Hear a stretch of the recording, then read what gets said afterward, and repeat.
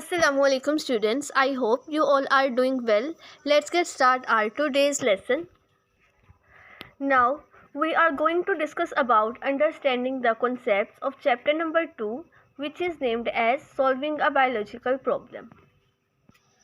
Our first question is describe the steps involved in biological method taking malaria as an example. हमारा जो पहला सवाल है वो है कि मलेरिया की एग्जाम्पल लेकर बायोलॉजिकल मेथड के जो स्टेप्स हैं उनको बयान करें।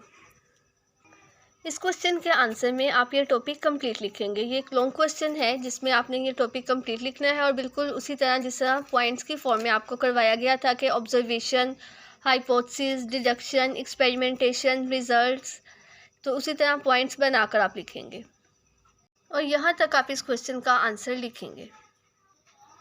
The question number 2 is, if a test shows that some people have plasmodium in their blood but they don't show any symptoms of malaria, what hypothesis would you formulate to answer this problem? इस question में हमें कहा गया है कि अगर एक test दिखाता है कि चंद लोगों के खून में प्लाज्मोडियम मौजूद है लेकिन उनमें मलेरिया की कोई अलामत मौजूद नहीं है, तो इस प्रॉब्लम का जवाब देने के लिए आप कौन सा हाइपोथेसिस तश्कील देंगे।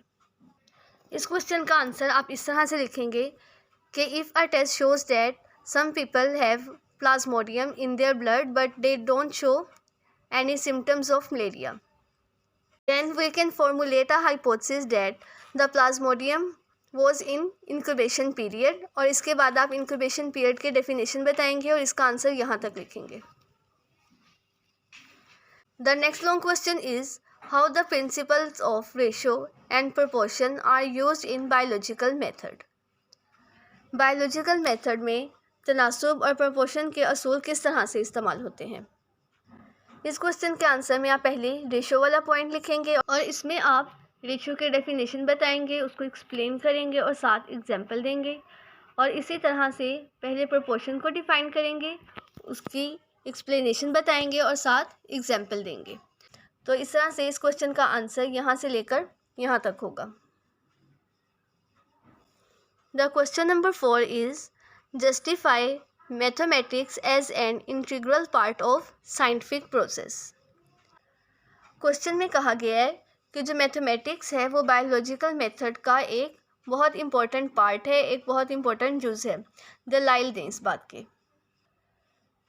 इस क्वेश्चन का आंसर आप यहाँ से लेकर यहाँ तक करेंगे और इसमें बताया गया है कि बायोलॉजिकल प्रॉब्लम्स को सॉल्व करने के लिए हम मैथमेटिक्स के जो रूल्स होते हैं उनको भी यूज़ करते हैं, और जो मेजर बायोलॉजिकल प्रॉब्लम्स है जिनके अंदर मैथमेटिक्स को यूज़ किया जाता है वो है gene finding, protein structure find करना, प्रोटीन इंटरेक्शंस एट्सेट्रा।